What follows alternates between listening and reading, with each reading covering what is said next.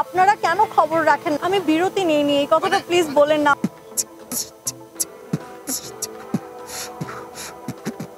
যেভাবে double meaning ওয়ার্ডস চলে এসছে, কাজী বুয়ার সামনেও নাটক দেখতে পারা যায় না। তখন ভিউ নামক সেই হাসির ডিমটা কোথায় ছিল? একটা অনুষ্ঠান যেটা আসলে সারা বছর সবাই ওয়েট করে, যে এখানে সবার সাথে দেখা হয় অ্যান্ড হোল ডে নানান রকম অ্যাক্টিভিটিস থাকে। নর্মালি তো ইভেন্টগুলোতে দেখা যায় অ্যাওয়ার্ড ফাংশন বা ওখানে দেখা হলো ওটা খুব শর্ট টাইমের জন্য থাকে অ্যান্ড যে যার মতন এসে চলে যায়।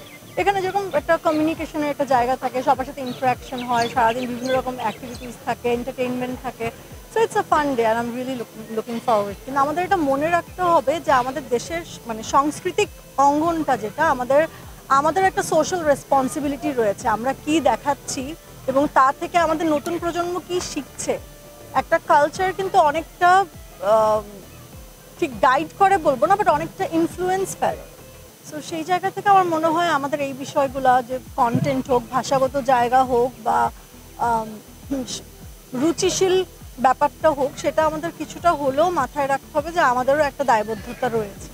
আমি বিরতি নিইনি, এই কথাটা প্লিজ বলেন না। আমার ভীষণ খারাপ লাগে যখন কেউ বলে যে আপনি কাজের থেকে বারবার বিরতি নিচ্ছেন বা হারিয়ে যাচ্ছেন।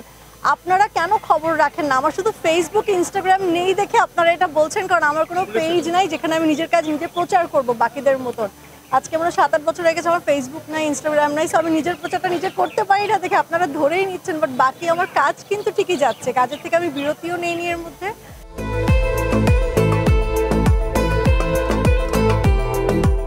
কিতা বলবো আমি কিতা ডায়লগ দিব?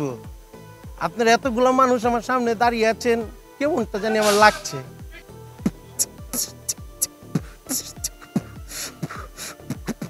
এটা হইতেছে আমার ফার্স্ট নাটক, ওইটার বিট বক্সিংটা করতেছি। এত পার্ড লস খেয়েন, এত পার্ড লস খেয়েন, এত পার্ড লস খেয়েন। ওই দিন পানি মালিক খেয়েন, ওই দিন পানি মালিক খেয়েন, ওই দিন পানি, ওই দিন পানি, ওই দিন পানি মালিক খেয়েন। আর নতুন যে গানটা আসতেছে ওইটা হইতেছে, এটা থাইল্যান্ডে শ্যুট করছি। সো 5 বছর পর গানে ব্যাক করতেছি। ওই গানটা কিছুটা এরকম: জঙ্গলের সব থাই মাজা, হাতে সময় আছে বাজান ভাই গাজা, ভাই গাজা বাজান ভাই গাজা, তোকে খেলা শেষ এবার ভাই গাজা। সময় গেলে সাধন হয় না, কথাগুলা তগরি তো কানে বাজান শয় না। জানি এখনো তো আমি তো সইরা ফিল্ডে আবার নামছি, দেখ কেমনে দিই, বাকিটা আর বলবো না, বাকিটা গানে দেখবেন।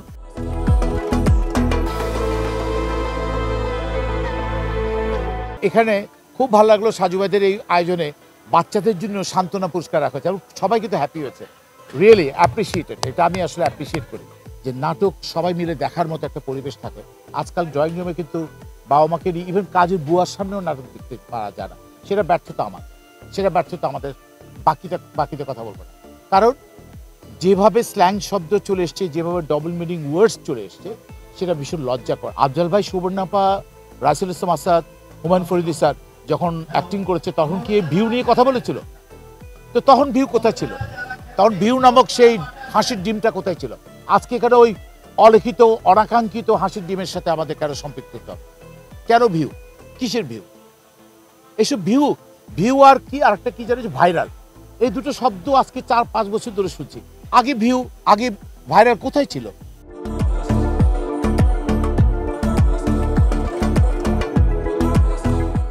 আজকে যে প্রোগ্রামটা এখানে হচ্ছে সেটা হচ্ছে ক্রিকেট টিম নিয়ে। ক্রিকেট 4টা টিম হয়েছে, তার মধ্যে একটা টিমের মেম্বার হয়ে আমি এসেছি এবং তাদের সাথে টেলিপ্যাপের সাথে আমি নিজের আনন্দটাকে শেয়ার করছি। টেলিপ্যাপ হচ্ছে বাংলাদেশের টেলিভিশন মিডিয়ার শীর্ষ সংগঠন। বরাবরই আমাদের এই সংগঠন প্রতি বছর একটা মিলন মেলা করে।